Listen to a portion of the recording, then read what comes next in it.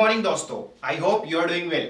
तो जैसा कि हम अपना पहला जो और सेकंड जो चैप्टर था वो कंप्लीट कर चुके हैं, अब अपन बात करेंगे अपने थर्ड चैप्टर की, जिसका क्या नाम है, करंट इलेक्ट्रिसिटी।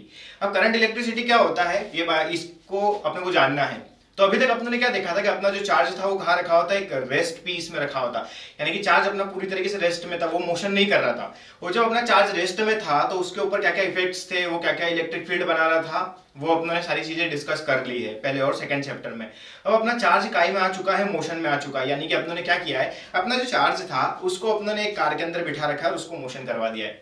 ये चीज आपको समझ में आ गई होगी। एक्चुअल में ऐसा नहीं करते, चार्ज ऑटोमेटिकली मोशन में चले जाता है।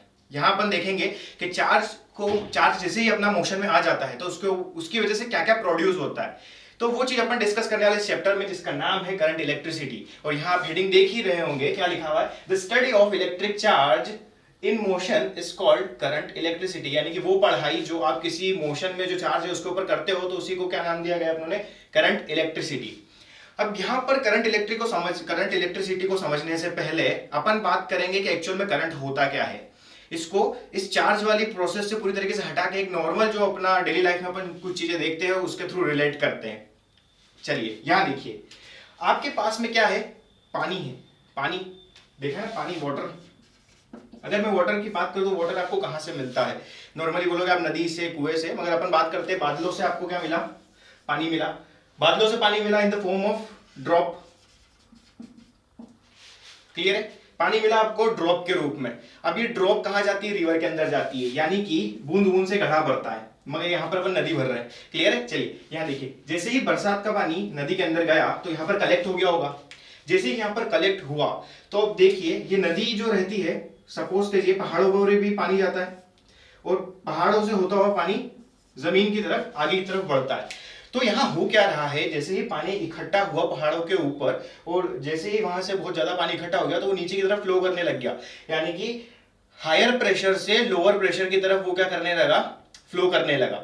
ये चीज आपको समझ में आई है। तो जैसे ही वाटर की जो ड्रॉप थी वो कलेक्ट होकर अपनों एक नदी के अंदर सारी जो ड्रॉप थी वो इकट्ठी हुई। अब नदी के अंदर क्या हुआ, पानी का फ्लो होने लग गया। तो अपन क्या बोलते हैं कि जो फ्लो हो रहा है पानी का, ये वाटर करंट है। यानी कि कोई भी चीज अगर फ्लो हो रही होती है तो उसको करंट के रेस्पेक्ट में अपनों ने बोल दिया। अब ये जो प्रोसेस होती है ना, सेम काई के अंदर होती है, अपनी चार्ज के अंदर होती है। जैसे अपने ने बात करी काई की ड्रॉप की, तो यहाँ पर जो ड्रॉप वर्क कर रही है वो अपना चार्ज करता है पॉजिटिव और नेगेटिव। ये दो चार्ज रहते हैं अपने। अब मैंने क्या करा, इन चार्जों को इकट्ठा कर लिया। सपोज कीजिए अपने पास में कंडक्टर है, इसके पास में क्या रहते हैं, फ्री इलेक्ट्रॉन्स रहते हैं, ये फ्री इलेक्ट्रॉन्स है। अब मैंने कुछ ऐसा करा कि इसके अंदर मैंने डिफरेंस क्रिएट कर दिया, यानी कि इस जगह मैंने हायर पोटेंशियल दे दिया, इस जगह मैंने लोअर पोटेंशियल दे दिया। तो इलेक्ट्रॉन्स क्या करेंगे, लोअर पोटेंशियल से हायर पोटेंशियल की तरफ अगर मूव करने लग जाते हैं तो ये जो मोशन हो रहा है ना, इसी को क्या बोल दिया अपनों ने, करंट बोल दिया है। ये चीज आपको समझ में आ गई होगी। अब एक्चुअल में जो अपन करंट रियल में किसको बोलते हैं, तो देखिए जैसे नेगेटिव चार्ज है, अगर किसी के पास में, कंडक्टर के पास में अगर पॉजिटिव चार्ज होता तो ये पॉजिटिव चार्ज कहां से कहां जाता, हायर पोटेंशियल से लोअर पोटेंशियल की तरफ क्या होता है, ये पॉजिटिव चार्ज मूव करने लग जाता। अब जैसे ये मूव करने लगा तो अपनों ने क्या नाम दे दिया कि चार्ज का मोशन हो रहा है, यानी कि ये करंट बना रहा है। ये चीज आपको समझ में आ गई। तो ये पॉजिटिव चार्ज जिस डायरेक्शन के अंदर मूव होता है ना, उसी डायरेक्शन के अंदर क्या होता है, करंट होता है। क्या होता है, करंट होता है। ये चीज आपको समझ में आ गई होगी। अच्छा, नेगेटिव चार्ज इधर मूव कर रहा है तो वो भी कुछ करंट बना रहा होगा, और पॉजिटिव चार्ज जो मूव कर रहा है इधर तो वो भी करंट बना रहा होगा। मगर जो अपना जो कन्वेंशनल करंट रहता है, यानी कि रियल करंट जिसको अपन बोलते हैं, वो क्या रहता है, जो पॉजिटिव चार्ज का जो मूवमेंट रहता है, वो जिस डायरेक्शन के अंदर मूव करते हैं, वही चार्ज का जो मोशन रहता है, वो जो करंट बनाता है, वो कन्वेंशनल करंट अपन रियल वैल्यू में मानते हैं करंट की। और बाकी ये जो इलेक्ट्रिक चार्ज इधर मूव कर रहा है, कौन सा वाला, अपना नेगेटिव वाला, यानी कि इलेक्ट्रॉन्स अगर उल्टी डायरेक्शन में मूव कर रहे हैं तो इलेक्ट्रॉन के मूव करने से इलेक्ट्रॉन की डायरेक्शन के अंदर जो करंट बन रहा होता है उसको क्या बोलते हैं अपन, इलेक्ट्रॉनिक करंट। मगर अपने यूज में कौन सा आता है, कन्वेंशनल करंट। यानी कि करंट की खाली आपको एक ही चीज ध्यान में रखनी है कि आपके पास में कोई कंडक्टर है, कंडक्टर के अंदर अगर नेगेटिव चार्ज आपका इस डायरेक्शन में अगर मूव कर रहा है तो इसके अपोजिट डायरेक्शन के अंदर आपको क्या मिलेगा, करंट मिलेगा। यानी कि पॉजिटिव चार्ज की डायरेक्शन जो रहती है वही डायरेक्शन रहती है करंट की। यानी कि पॉजिटिव चार्ज अगर आपका फ्लो कर रहा है तो वही डायरेक्शन होगी आपकी करंट की, और अपने को जो पढ़ना है वही कन्वेंशनल करंट पढ़ना है। ये चीज आपको क्लियर हो गई होगी। अब यहां देखिए, ये तो अपन आगे बात कर चुके हैं। अब इस चीज को रफ करते हैं अपन और थोड़ा सा समझते हैं कि एक्चुअल में करंट होता क्या है। ये चीज तो आपको समझ पड़ गई होगी। आपके पास पॉजिटिव चार्ज है, आपके पास नेगेटिव चार्ज है। अगर मैं बात करूं, मेरे पास एक कंडक्टर है, कंडक्टर के अंदर पॉजिटिव चार्ज अगर है तो पॉजिटिव चार्ज हायर पोटेंशियल से लोअर पोटेंशियल की तरफ अगर मूव करता है किसी रीजन से, या फिर अपन किसी के थ्रू अगर इस चार्ज को पुश कर दे ताकि ये मोशन में आ जाए, तो ये क्या हो रहा है, इस तरफ में मोशन कर रहा है। तो ये जिस डायरेक्शन के अंदर मोशन कर रहा होता है उसी डायरेक्शन के अंदर क्या होता है, करंट होता है।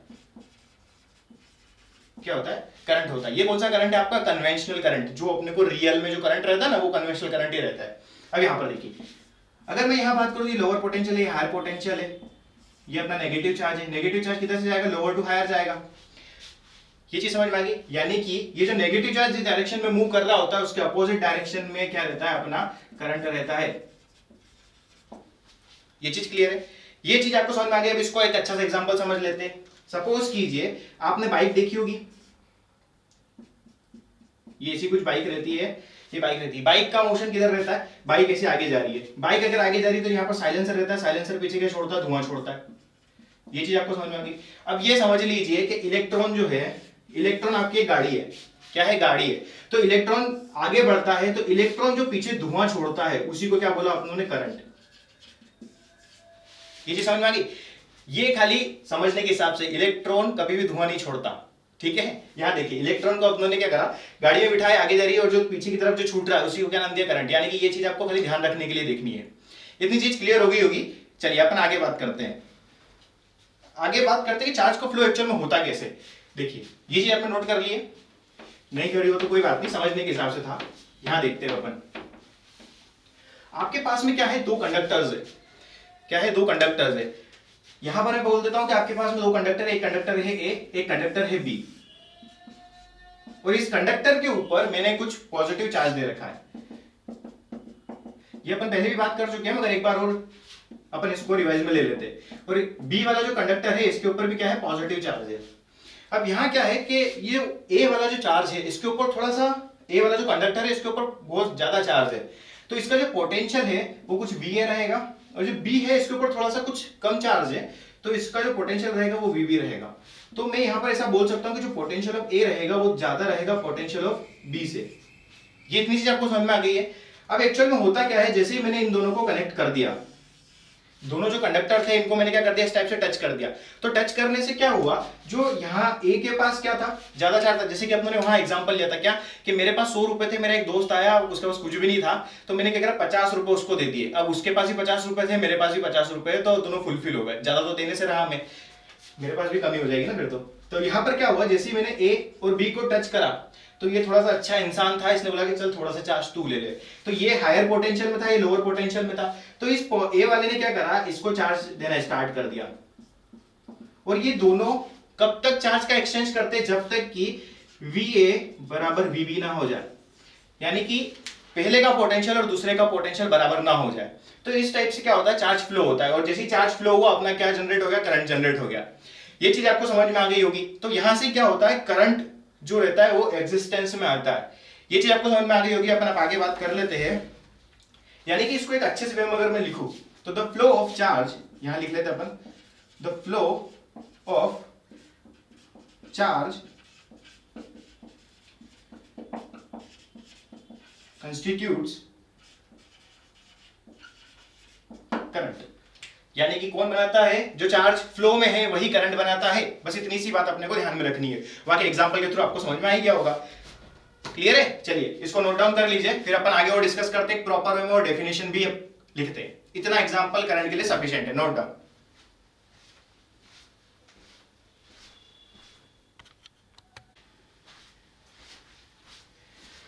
नोट कर लिया होगा दोस्तों आपने। तो यहां देखिए, अब क्या करना है आपको, एक कंडक्टर कंसीडर करिए।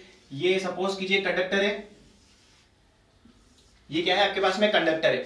अब कंडक्टर है तो कंडक्टर के अंदर क्या करिए आप, एक एरिया कंसीडर करिए। ये क्या है, एरिया है।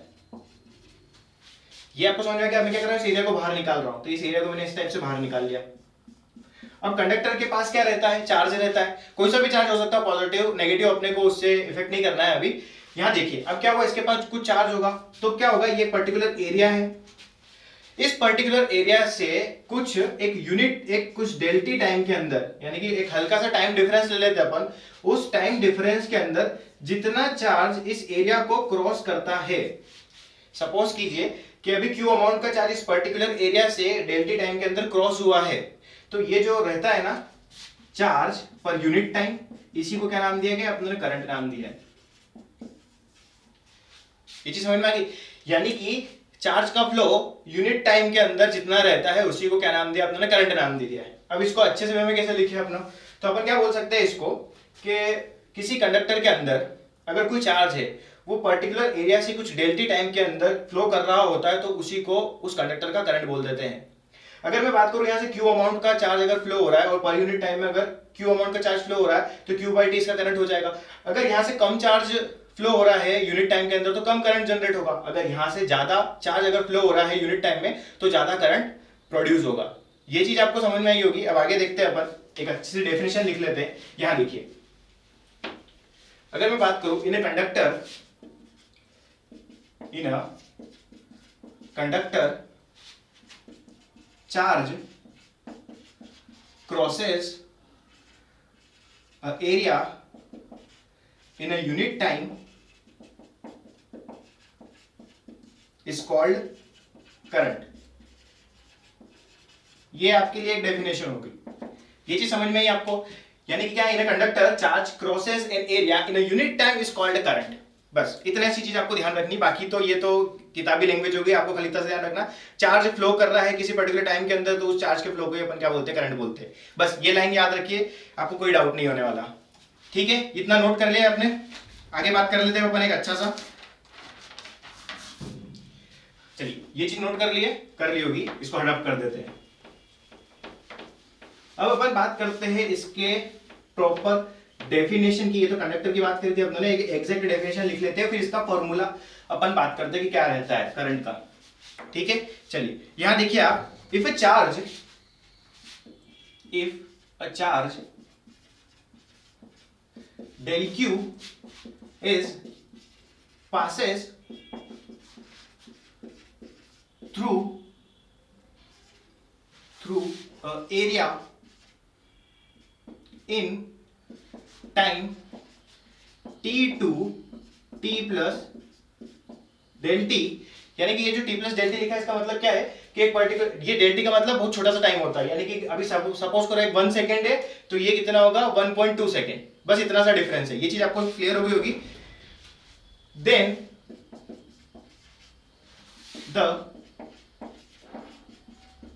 इलेक्ट्रिक करंट, यानी कि जब कोई प्रोसेस ऐसी रहती है तो इलेक्ट्रिक करंट को अपन किस टाइप से शो कर सकते हैं वो अपन डिस्कस करेंगे। तो electric current I at a time t is given by, अब इसको कैसे शो कर सकते हैं, क्या बोला था, charge flow per unit time.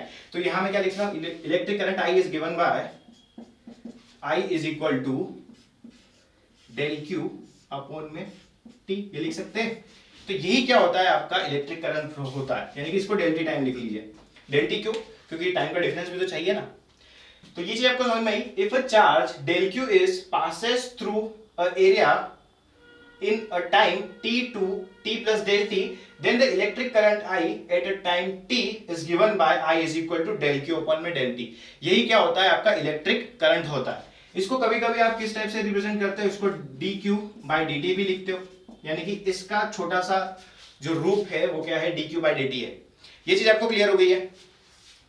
अगर आपका जो चार्ज का जो फ्लो है अगर वो एक जैसा है, जैसे अगर मैं बात करूं एक पर्टिकुलर एरिया से चार्ज निकल रहे हैं, अगर मैं बोलूं एक पर्टिकुलर टी टाइम के अंदर 4 चार्ज निकले, ठीक है, फिर दूसरे पर्टिकुलर टी टाइम में फिर चार्ज निकले 4, फिर तीसरे पर्टिकुलर टाइम के अंदर फिर से 4 चार्ज निकले यहां से, तो यहाँ क्या हो रहा है कि जो चार्ज का फ्लो है वो कैसा है, सेम रेट में, यानी कि एक बार 4 निकला, दूसरी बार भी 4 चार्ज निकले, तीसरी बार भी 4 ही चार्ज निकले, तो यहाँ रेट कैसा है, सेम है।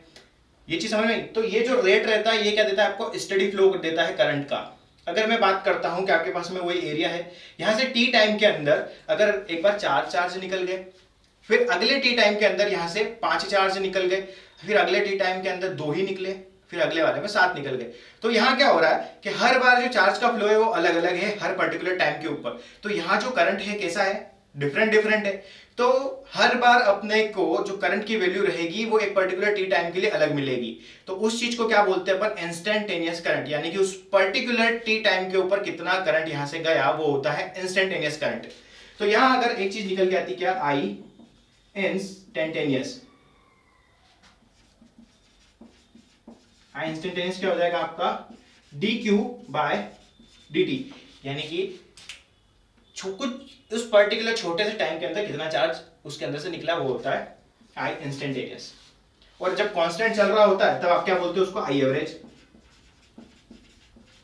क्या हो जाएगा आई एवरेज आपका, del q by del t, यानी कि हर बार जो है चार्ज का फ्लो कैसा है, कांस्टेंट है, charge flow is constant. Average के अंदर क्या रहेगा, चार्ज फ्लो आपको कांस्टेंट रहेगा, और इंस्टेंटेनियस का मतलब किसी एक पर्टिकुलर इंस्टेंट के ऊपर उस चार्ज उसका कुछ उस चार्ज की कुछ एक करंट की वैल्यू रहेगी। तो इसको नोट डाउन कर लीजिए, फिर अपन आगे की बात करते हैं।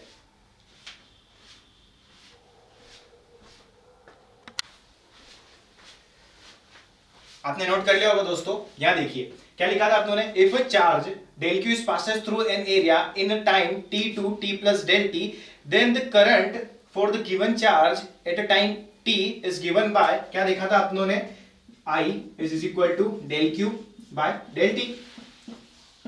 ये आपको समझ में हो गया, यानी कि चार्ज पर यूनिट टाइम जो होता है अपना करंट होता है। अब इसकी एसआई यूनिट की बात कर लेते हैं। इसकी यूनिट की अगर मैं बात करना चाहूं तो आप चार्ज को काहे में मेजर करते हो, कूलाम के अंदर, ये अपन पहले डिस्कस कर चुके। ये काहे में मेजर होगा आपका, कूलाम में। और टाइम को काहे में मेजर करते हो आप, सेकंड में। तो ये जो कूलाम पर सेकंड होता है इसकी क्या होती है, यूनिट होती है। तो इसकी यूनिट क्या निकल के आ गई आपकी, आई की कूलाम पर सेकेंड। ये कूलाम पर सेकेंड को ही आप क्या बोलते हो, एम्पियर। ठीक है, यहां देखिए, तो यहां से मैं बोल सकता हूं जो मेरा 1 एम्पियर करंट रहेगा वो किसके इक्विवेलेंट रहेगा, 1 कूलाम पर सेकेंड। 1 एम्पियर करंट अपन उसको बोलते हैं कि जब आपका 1 कूलाम चार्ज किसी एरिया से 1 सेकेंड में पास अगर हो रहा होता है तो उसको क्या बोलते हैं अपन, कि यहां से 1 एम्पियर करंट फ्लो हुआ है। यहां तक आपको समझ में आ गया होगा। अब अपन बात करते हैं किस चीज की, देखिए ये तो बात होगी 1 एम्पियर करंट की। अब करंट का जो छोटा सा रूप है अपन उसको भी देख लेते हैं, यानी कि छोटा करंट किस टाइप से मेजर करते हैं अपन उसको देखते हैं। तो यहां पर बात करते हैं, देखिए इसको रफ कर देते हैं, आपने नोट कर लिया डेफिनेशन की, इसको हटा देते हैं।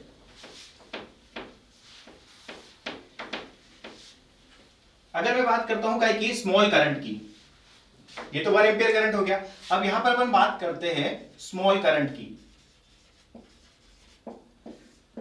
स्मॉल करंट की अगर मैं बात करता हूं तो यहां पर अपने पास में आता है 1 माइक्रो एम्पियर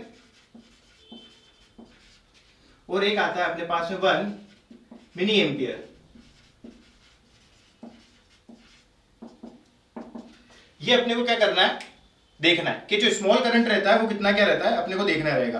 तो अगर मैं बात करूं, पहला क्या लिया है अपनों ने, 1 माइक्रो एम्पियर की अगर मैं बात करता हूं तो 1 माइक्रो एम्पियर आपका क्या होता है, 10 टू द पावर -6 एम्पियर। ये क्या रहता है आपका, माइक्रो करंट रहता है। फिर एक और क्या होता है आपके पास में, सॉरी यहां पर अपन मिली एम्पियर की बात कर रहे हैं अपन। तो 1 मिली एम्पियर जो रहता है वो किसके इक्विवेलेंट रहेगा आपका, 10 टू द पावर -3 एम्पियर के।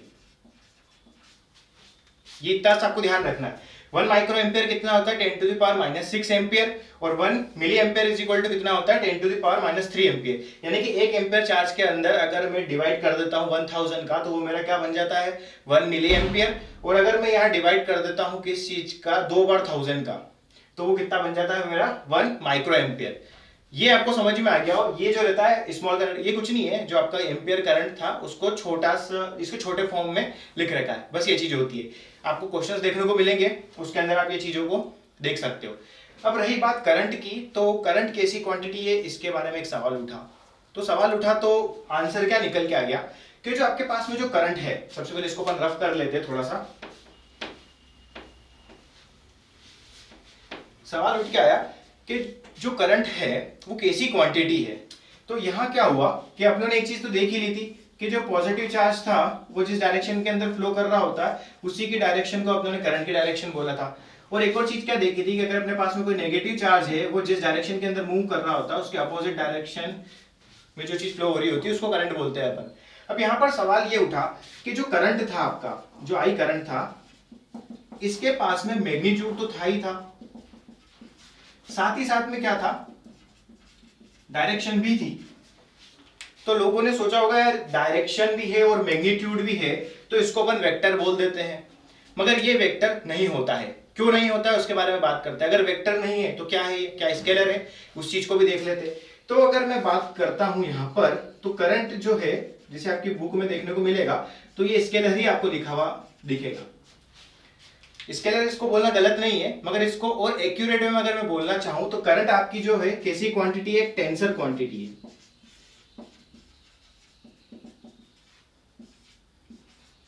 कैसी क्वांटिटी, टेंसर क्वांटिटी है।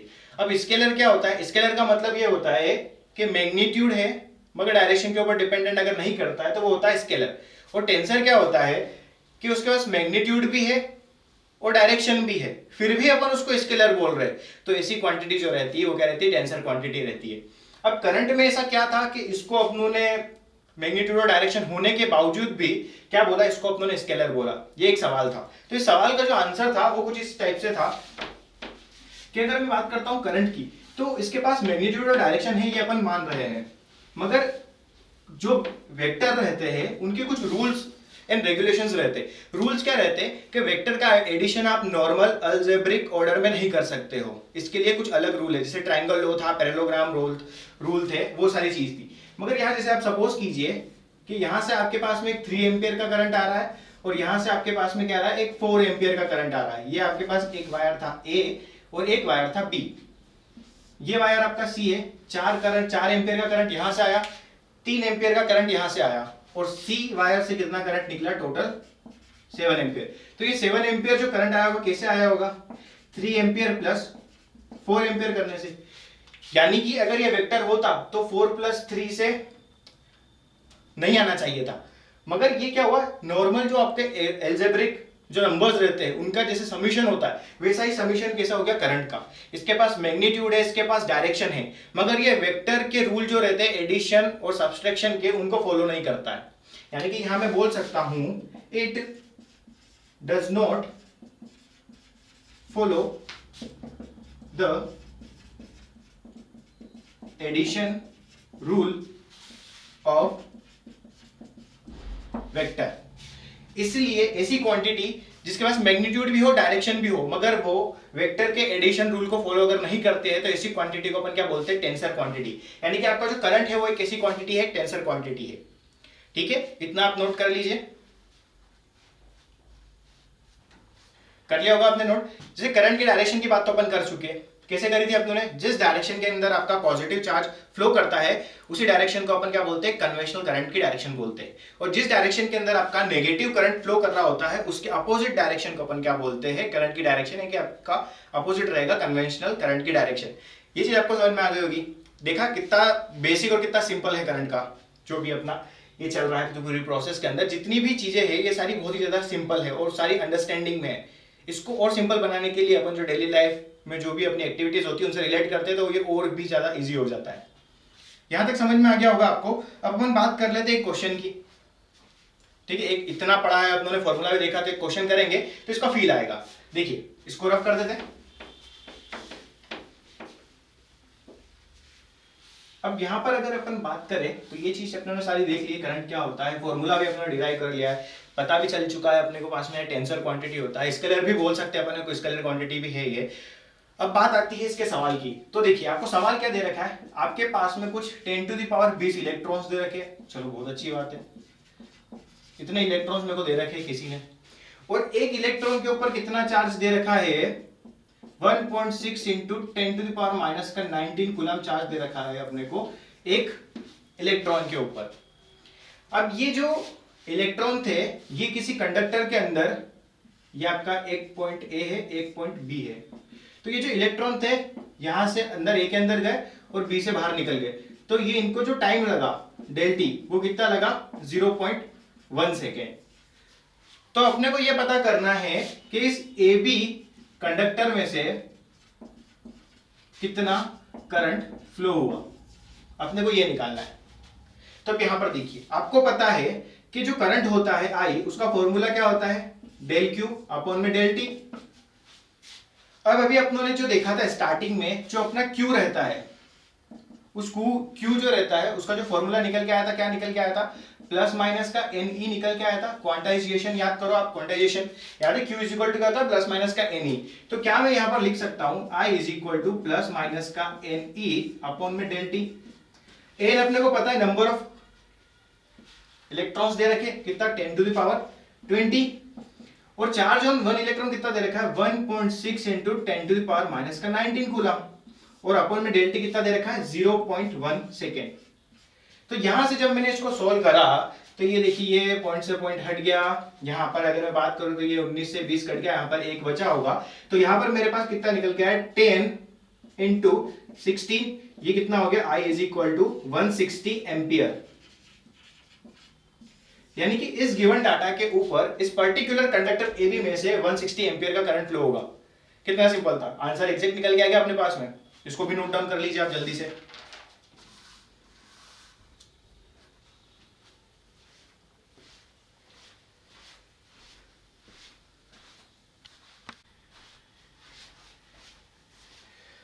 चलिए दोस्तों, आपने नोट कर लिया होगा सारी चीजें। अब अपने को क्या पता चल चुका है कि अपना जो करंट है वो दौड़ता है।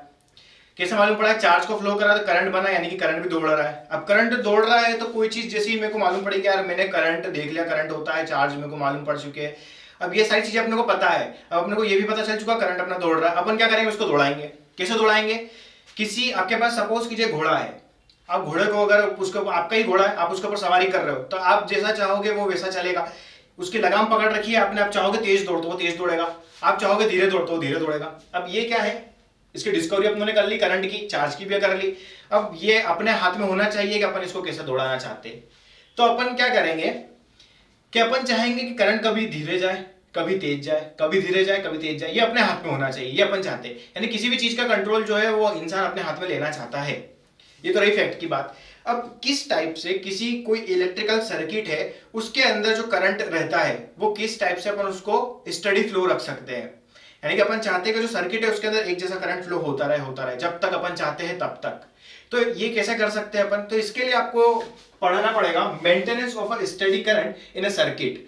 तो इसको अपन एग्जांपल के थ्रू देखते हैं। देखिए यहां पर आपको एक डायग्राम दिख रहा होगा बोर्ड के ऊपर। ये डायग्राम क्या है, एक एग्जांपल है जिसके थ्रू अपन ये समझ सकते हैं कि किस टाइप से किसी सर्किट के अंदर स्टेडी करंट को अपन मेंटेन करते हैं।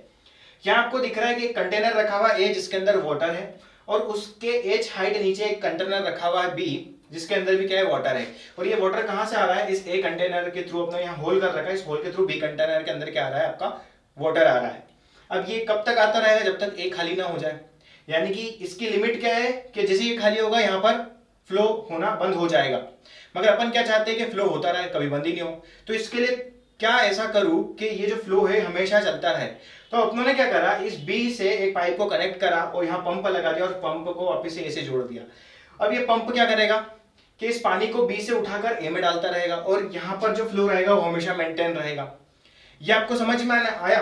पहले क्या हो रहा था कि जो आपका पानी था हायर प्रेशर वाले ए टैंक से लोअर प्रेशर वाले बी टैंक के अंदर जा रहा था, फिर आपने बी से एक पंप को जोड़ा और ए में लगा दिया। अब क्या हो रहा है, आपका जो पानी है लो प्रेशर वाले टैंक से हाई प्रेशर वाले टैंक में जा रहा है। तो इसको लो प्रेशर से हाई प्रेशर पे ले जाने के लिए अपने को एक पंप लगाना पड़ा। अभी जो पंप लगाना पड़ा ना, पंप वर्क करेगा। वर्क करेगा कैसे, अपने को कुछ एनर्जी देनी पड़ेगी। एनर्जी दी, पंप ने वर्क करे, जैसे हाथ से हैंडल घुमा रहे अपन वर्क कर रहे हैं ना, अपनी मेहनत लग रही है, तो पंप क्या कर रहा है, कुछ काम करेगा। अब पंप जो काम करता है, ये काय के लिए काम करता है, ताकि स्टेडी फ्लो मेंटेन रहे। ये चीज आपको समझ में आई होगी कि इस पंप का काम क्या है कि लो प्रेशर से हाई प्रेशर के ऊपर वाटर को फ्लो करवाना, ताकि जो वाटर करंट है वो स्टेडी फ्लो से फ्लो होता रहे। यहाँ पर सेम जो प्रोसेस रहती है वो काय के जो प्रोसेस रहती है वो काय के अंदर रहती है, इलेक्ट्रिक सर्किट के अंदर रहती है। मगर इलेक्ट्रिक सर्किट के अंदर अपन करंट को एक स्टेडी वे में फ्लो करवाने के लिए अपन पंप का यूज नहीं करते, अपन किसका यूज करते हैं, बैटरी का यूज करते हैं। ठीक है, सर्किट में पंप लगा दोगे तो खराब हो जाएगा। यहां देखिए, इसको रफ कर देते हैं अपन। यहां अपन बात करते हैं सर्किट की। ये आपका पॉजिटिव टर्मिनल, ये आपका नेगेटिव टर्मिनल, ये आपका बैटरी है। यहां पर एक रेजिस्टर लगा रखा है आपने, कोई आर। अब आपको पता है कि जो पॉजिटिव चार्ज है वो हायर पोटेंशियल से लोअर पोटेंशियल की तरफ फ्लो करता है। तो ये मेरा एक हायर पोटेंशियल हो गया, ये मेरा लोअर पोटेंशियल हो गया। अब यहां से क्या होगा कि पॉजिटिव चार्ज मेरा ऐसा फ्लो करने लग जाएगा, हायर पोटेंशियल से लोअर पोटेंशियल की तरफ जा रहा है, यानी कि करंट भी इसी डायरेक्शन में आपका फ्लो होगा। अब मैं क्या चाहता हूं कि देखिए जितना यहाँ पर पॉजिटिव चार्ज रहेगा, जैसे ही मैंने पोटेंशियल डिफरेंस क्रिएट करा तो ये यहाँ से लेके इधर तो आ जाएगा, मगर अपन क्या चाहते हैं कि जो करंट है कंटिन्यूअसली फ्लो होता रहे। तो ये जो पॉजिटिव चार्ज इधर से यहाँ पर गया है ये यहाँ पर जाके रुक जाना चाहिए, मगर अपन क्या चाहते हैं, ये वही आपका बी टैंक है, ये आपका ए टैंक है। अपन क्या चाहते हैं कि इस लोअर पोटेंशियल से हायर पोटेंशियल के ऊपर वापस अपना पॉजिटिव चार्ज चला जाए। जैसे ही वो लोअर पोटेंशियल से हायर पोटेंशियल की तरफ जाएगा, ये हायर पोटेंशियल वापस उस पॉजिटिव चार्ज को धक्का दे देगा और वापस इधर ले आएगा। यानी कि अपने को इस जगह एक कोई ऐसी डिवाइस लगाना पड़ेगा जो क्या करे, इस पॉजिटिव चार्ज को वापस से लोअर पोटेंशियल से हायर पोटेंशियल के ऊपर ट्रांसफर कर दे। तो यहां पर अपन क्या लगाते हैं, बैटरी। यानी कि यहां पर अपन ने लगाया एक एक्सटर्नल सोर्स, एक्सटर्नल सोर्स। अब ये आपकी बैटरी भी हो सकती है, आपका केमिकल सेल भी हो सकता है, वो कुछ भी हो सकता है। अब यहां पर क्या होता है कि आपका जो ये जो सेल है ये पॉजिटिव और नेगेटिव वाला, तो यहां पर क्या करता है कि यहां पर जो आपका पॉजिटिव चार्ज था वो लोअर पोटेंशियल से हायर पोटेंशियल की तरफ भेजना है। तो लोअर पोटेंशियल से हायर पोटेंशियल की तरफ भेजने के लिए अपने को क्या करना पड़ेगा, वर्क करना पड़ेगा। ये जो वर्क रहता है वो इलेक्ट्रोस्टैटिक वर्क नहीं रहता, ये डिफरेंट वर्क रहता है। तो यहां पर जो वर्क करना रहता है वो वर्क अपन करते हैं किसी सोर्स के थ्रू, और जो वर्क रहता है इसको बोलते हैं अपन इलेक्ट्रोमोटिव फोर्स, यानी कि ईएमएफ। क्या नाम होता है उसका, इलेक्ट्रोमोटिव फोर्स यानी कि ईएमएफ। ये ईएमएफ क्या करता है, किसी चार्ज को लोअर पोटेंशियल से हायर पोटेंशियल की तरफ ट्रांसफर कर देता है और स्टेडी फ्लो को मेंटेन करके रखता है। यहां तक आपको समझ में आ गया होगा कि ये जो एक्सटर्नल सोर्स था ये क्या प्रोवाइड कर रहा था, यहां पर इलेक्ट्रोमोटिव फोर्स, जो इस नेगेटिव पोटेंशियल लोअर पोटेंशियल से हायर पोटेंशियल की तरफ अपना चार्ज को भेज रहा था, जिससे अपना स्टेडी फ्लो मेंटेन हो रहा था। तो यहां पर लिख सकते हैं अपन टू मेंटेन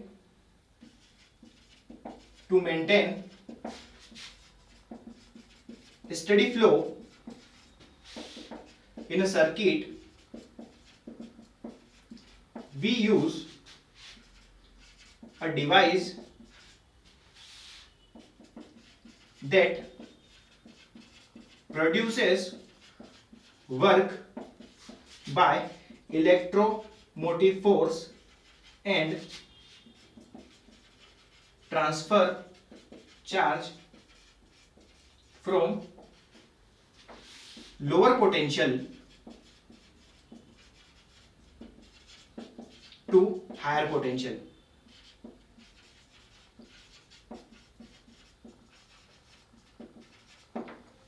इतनी चीज आपको समझ में आ गई, कुछ नहीं है।